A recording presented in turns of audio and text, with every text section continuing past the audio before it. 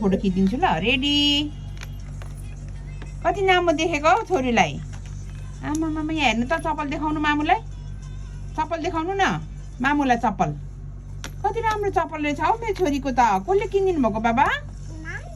चप्पल कसले किनिदिनु भएको? सु कसले किनिदिनु भएको? सु पापाले किनिदिनु भएको, मम्माले होइन?